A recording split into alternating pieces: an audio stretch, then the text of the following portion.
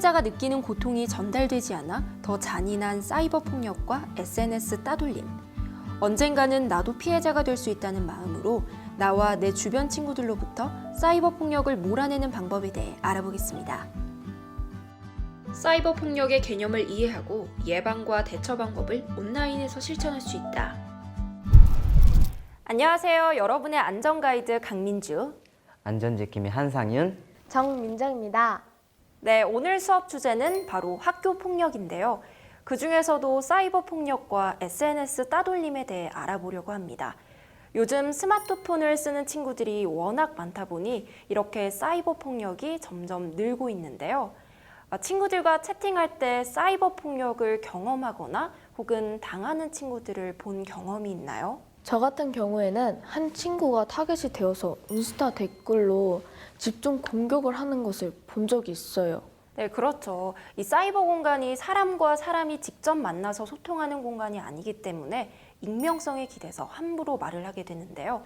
그리고 또 다른 문제는 언젠가는 나도 사이버 폭력의 피해자가 될 수 있다는 점인데요.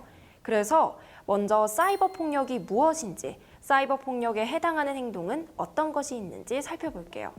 사이버 공간에서는 서로 볼 수 없고 자신이 드러나지 않는다는 점을 이용해서 다른 사람에게 폭언이나 욕설을 하는 경우가 많은데요. 이렇게 온라인상에서 폭언, 욕설, 거짓된 정보를 퍼뜨리는 것을 사이버 폭력이라고 해요. 2019년 방송통신위원회가 사이버 폭력의 실태를 조사한 결과 학생 4,779명 중에 26.9%가 사이버 폭력으로 피해를 본 경험이 있다고 대답했어요. 사이버 폭력을 경험한 공간으로는 카카오톡이나 라인과 같은 메신저에서 가장 많이 경험한 것으로 나타났고, 온라인 게임, 인스타그램이나 페이스북과 같은 SNS에서도 사이버 폭력이 일어나고 있어요. 사이버 폭력은 정말 다양한 방식으로 다른 사람을 괴롭히는데요.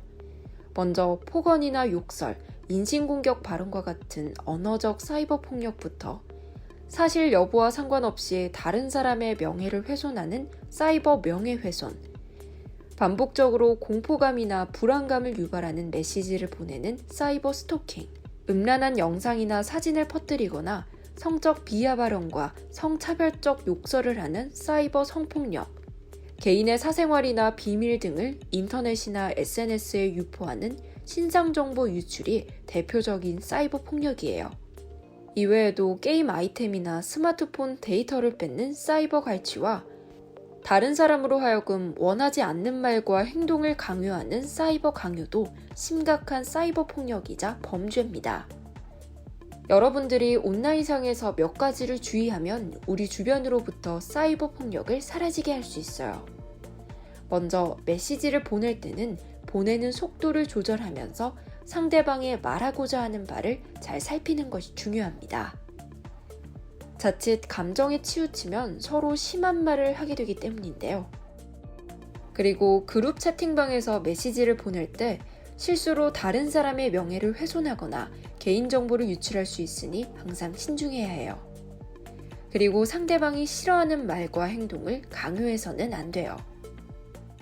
왠지 요즘 많이 일어나고 있을 것 같긴 했어요. 요즘 유튜브 콘텐츠 내용이랑 댓글만 봐도 점점 묻어져 가는 것 같아요. 저는 우리 친구들이 깜짝 놀랄 거라고 생각했는데 의외로 담담해서 그게 좀 더 놀랍네요. 정말로 사이버 폭력이 우리 주변에 이렇게 흔하게 일어나고 있었군요. 그런데 이 사이버 폭력이 여러분들 친구 사이에서 집단 따돌림의 방법으로 이루어지고 있어서 피해자가 겪는 고통이 굉장히 심각하다고 합니다. 그럼 지금부터 사이버 따돌림이 어떻게 일어나는지 또 어떻게 벗어나야 하는지 함께 살펴보겠습니다. 사이버 따돌림, 다른 말로 사이버 불링이라고도 불리는데요. 가상공간이라는 사이버의 집단 따돌림을 의미하는 불링이 합쳐진 단어입니다. 사이버 따돌림은 실제에서의 따돌림과 다르게 하루 24시간 내내 무차별적으로 지속되기 때문에 더 심각한데요. 여러 학생이 한 학생을 채팅방에 초대해서 욕설과 폭언을 일삼거나 마치 감옥처럼 채팅방에서 나가더라도 계속 다시 초대해서 나가지 못하게 한 뒤 괴롭힘을 이어나가기도 하고요. 반대로 피해 학생만 남긴 채 모두 나가버리거나 SNS에 비난 댓글을 다는 행위 등 사이버 따돌림은 상상 이상으로 교묘하게 상대를 괴롭힙니다. SNS로 사이버 따돌림을 당하던 한 여고생이 개학을 앞두고 자살한 사건도 있었을 정도로 피해자의 고통이 심각한데요. 여러분이 명심해야 할 것은 사이버 따돌림은 절대로 혼자서는 해결할 수 없다는 점입니다. 그리고 내 주변의 사이버 따돌림을 방관하면 언젠가는 나도 피해자가 될 수 있다는 점이에요. 그렇기 때문에 만약 사이버 따돌림 피해를 당하고 있다면 어른들의 도움을 적극적으로 받아서 우리 주변에서 사이버 따돌림을 몰아내는 것이 중요해요. 먼저 용기를 내야 합니다. 가해 학생들에 의해서 내 주변 친구 관계까지 끊길까봐 그리고 보복을 당할까봐 두려울 거예요. 하지만 이 두려움 때문에 가만히 당하고 있으면 더 큰 괴롭힘을 당할 수도 있기 때문에 용기를 내고 적극적으로 거부 의사를 밝혀야 해요. 다음으로 증거 자료를 수집해야 해요. 컴퓨터나 스마트폰 화면 캡처 기능으로 지금까지 지속적으로 당해왔던 괴롭힘을 모두 저장해야 해요. 증거 자료가 있어야 가해 학생들이 처벌을 받을 수 있어요. 마지막으로 선생님이나 부모님에게 사이버 폭력 피해 사실을 알려야 해요.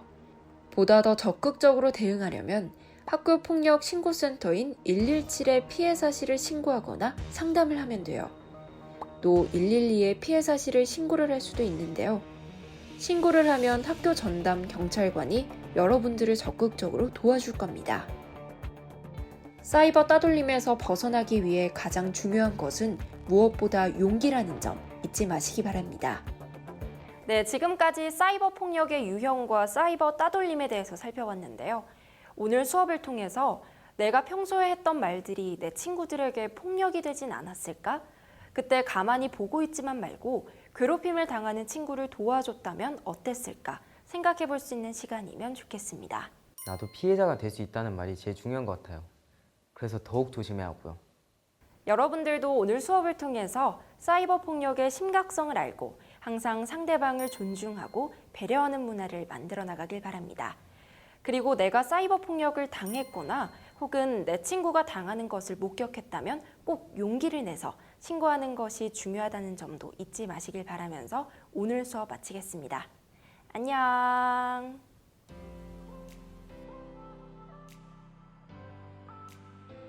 사이버 폭력을 예방하는 방법으로 옳지 않은 것은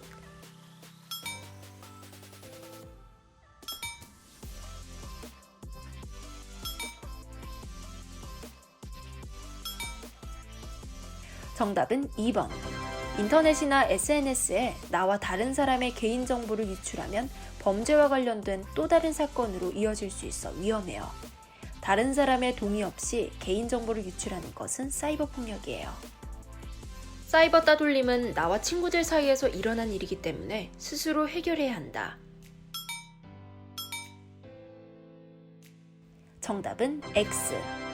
사이버 따돌림은 가해자들이 자신의 행동을 범죄로 인식하지 못한 경우가 많으므로 지속적으로 가해를 합니다. 그렇기 때문에 혼자만의 힘으로는 벗어나기 어려우므로 반드시 주변 선생님이나 117 학교폭력 신고센터에 도움을 요청해야 합니다.